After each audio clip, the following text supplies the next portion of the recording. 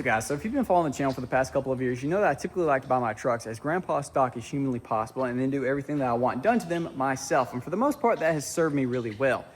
But then the third gen came along and we basically threw that logic completely out the window because I fell in love with it. It's the exact spec that I've always wanted. Mega cab, short bed, DVD player, sunroof, Laramie, white. It's just freaking perfect. But then it turned out to be heavily modified as well. So we got a built trans, upgraded valve train, ARP 2000s, injectors, fire ring, compound turbos, twin fuelers.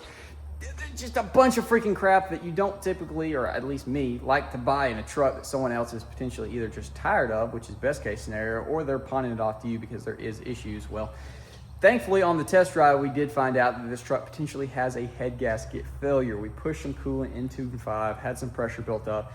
And so we did end up buying the truck, but of course we negotiated the price down to where I felt comfortable getting the truck and then basically immediately taking it to a diesel shop for them to do a full once over to see what all is actually done to the truck, because the guy that I bought it from really didn't know. The guy before him is who did all the work, and that was like 5 to 7 years ago based off the paperwork. So we were going to immediately just take it to the shop and get some 625s put in it, new head gasket, probably get the head resurfaced or replaced, and we were going to be awesome. But then I got to thinking, well, before we go hand over $5,000+ to a diesel shop, which we'll probably end up doing anyways, let's go ahead and just dive into this thing and see over the last 5 to 7 years, could these head studs have potentially loosened up?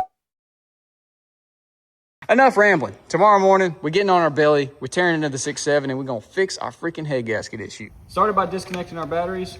Now we're gonna go ahead and remove this crankcase hose. Get it out of the way. Now we got a bunch of 14 mils. I've got a little additional bracket right here that holds our dipstick, which is pretty cool. Well, that is definitely not a good start because that bolt feels broken off in there. Splendid. Let's hope that is not a sign of what's ahead.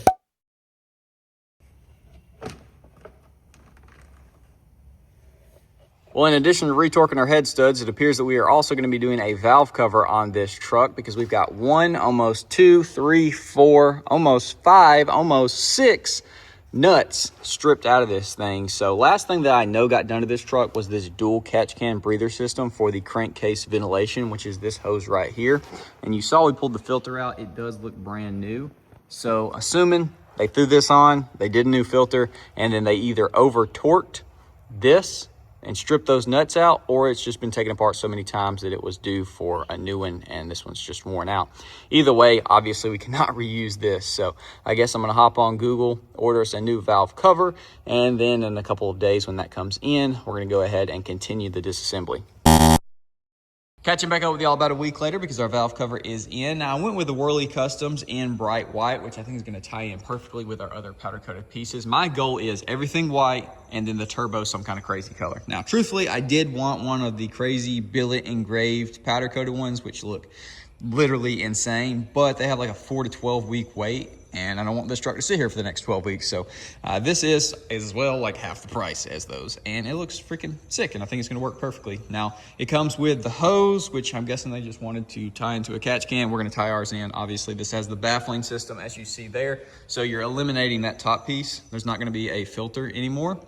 Comes with a cap, hardware, and I'm guessing these plugs, because on the factory one you got that black guy going in and that one too. And then you also have that electrical plug, which I'm assuming is a crankcase pressure sensor. I'm guessing we're just gonna leave that unplugged. I'm gonna do a little research, but I'm assuming that's what this guy's for, is to plug those off, because obviously there ain't no place for them to go. But with that said, let's go ahead and continue tearing this thing down and get to that top end. 3/4.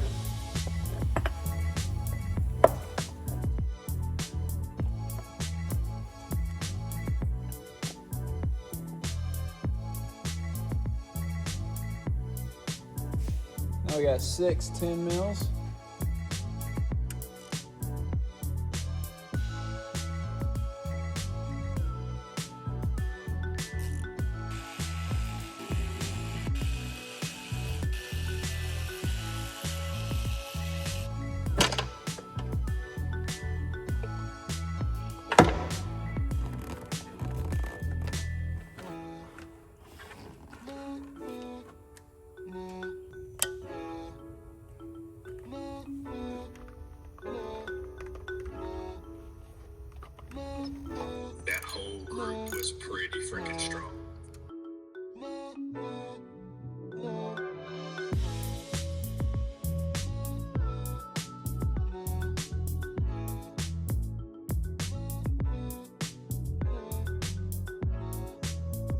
should be able to lift this harness up out of the way. Bring her on out. Nice and carefully. Just like that. Now we're gonna go ahead and remove our rocker box. We've got 10 mil bolts.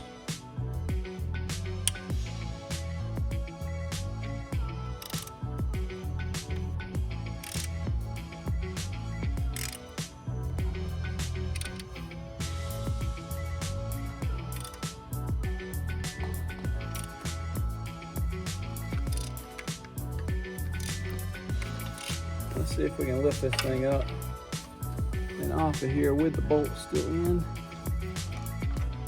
Maybe, hopefully.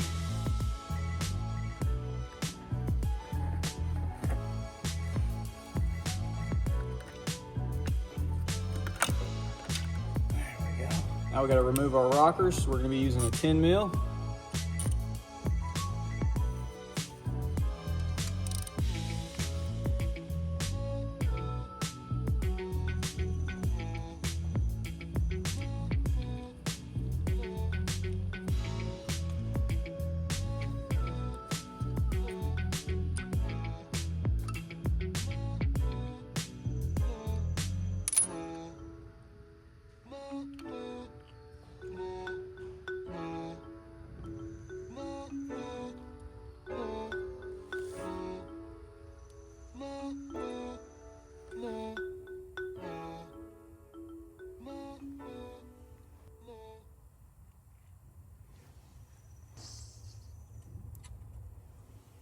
Well, your boy's being Mr. Impatient because we have made it to stud number 1 in the sequence of retorquing. It's 1, 2, 3, 4th stud back, and then it goes over and then all the way around and everything. I'm very curious and excited because I'm hoping and praying that these things have backed off and we don't actually have a blown head gasket, even though that's probably what we got, but I'm still staying hopeful. Let's put the torque wrench to this thing since we finally have access to it and see what it's at. Should be 125 foot-pounds. Dude, are you kidding me? That thing just 100% moved.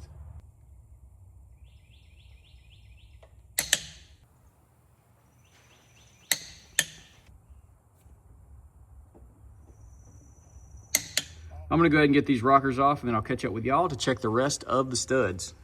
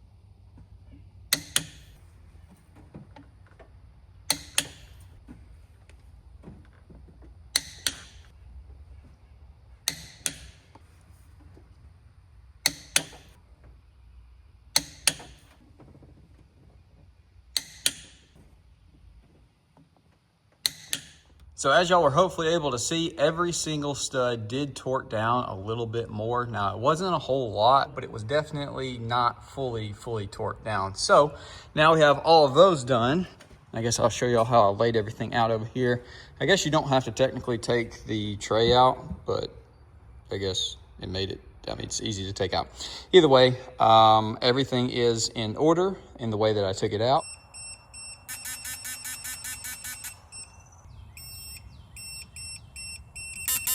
Now these guys we're not using a torque wrench on.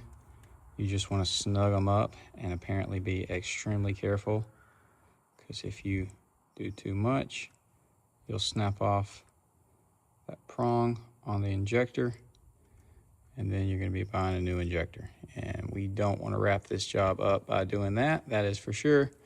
So just thread them down with your finger and then just very gently snug them up Make sure they stay in that channel.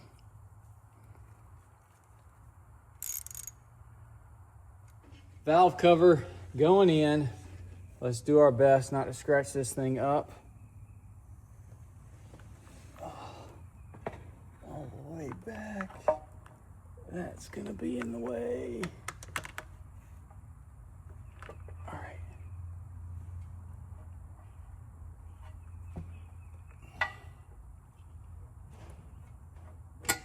There we go. Boom. Got our washers on our bolts.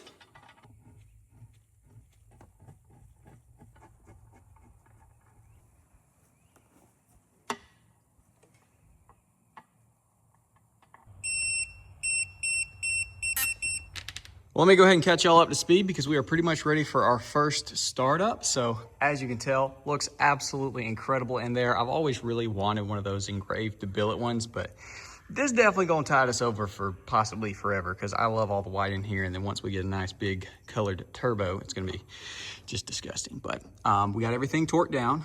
I had to go to the parts store and get a new hose because the one that came with the kit was too short and I wanted to keep our catch cans over here. And so I've got it looped way to the back. That way we don't have any kinks, and then just ran it the same way up into the catch can. I've got our dipstick temporarily held in with a zip tie because we can no longer use that mount.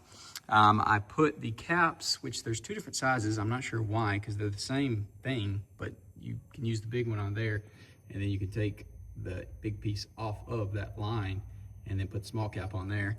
Didn't do anything with the plug because I don't know what I'm supposed to do with that. Hopefully it doesn't make the truck not happy. I'm sure they have like a little cap or something put on there to keep it from getting corrosion or whatnot. Let me know what we should do with that thing if you do know in the comments. And who knows, maybe we actually did fix our pressure issue and we don't have a bad head gasket because no, we didn't have these things like 80 pounds or something like that, but they did all turn. But you know, worst case scenario, we got a cool valve cover now and we'll deal with the head gasket later, next video. Hopefully not. Hopefully we fixed it. Let's crank this thing up.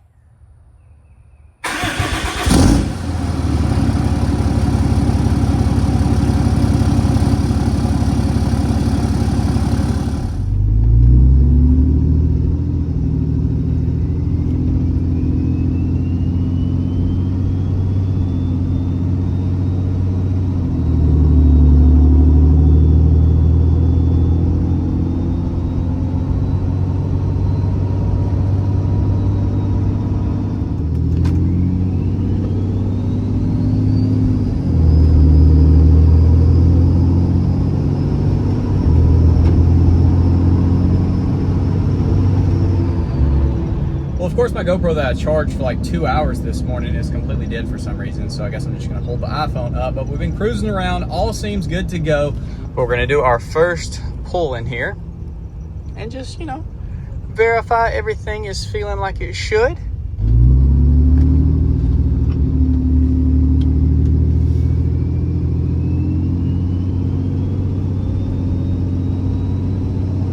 Oh, she sounds good.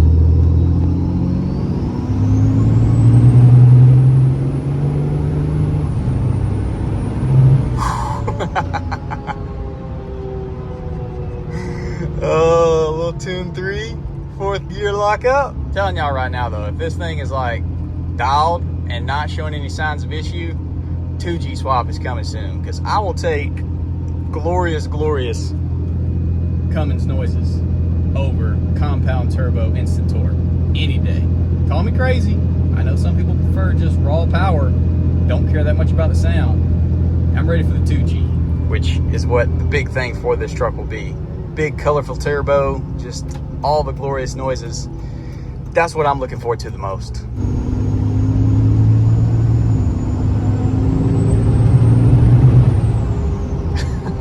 We gotta chill.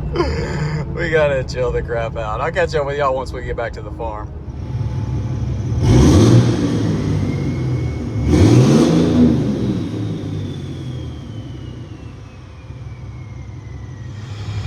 Let's go ahead, shut her down, pop our hood, and hopefully nothing's different. Oh, I also took our hood panel off because it was absolutely clapped. Laid over there in a pile.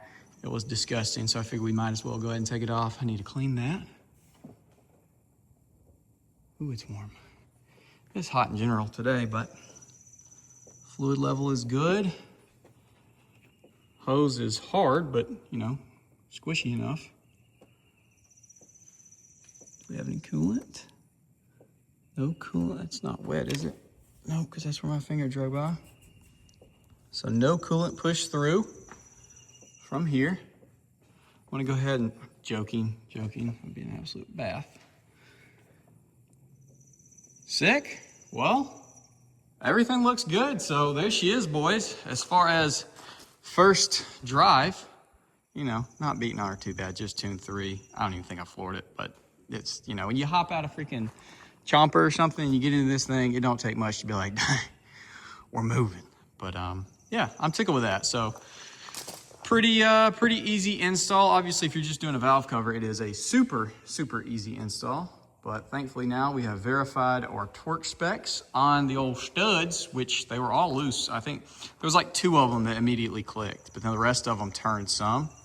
So, I mean, it's kind of a hope and a prayer that that actually would resolve any issue, but it is possible because those studs were put in, you know, 5 to 7 years ago.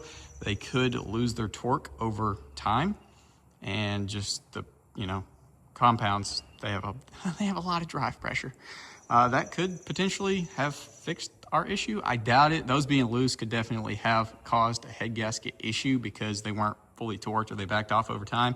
And that could have allowed it in the hot tune to, you know, damage the head gasket. It could be very minor. It could be intermittent. You know, there's no telling. But as far as initial, right now, we're okay.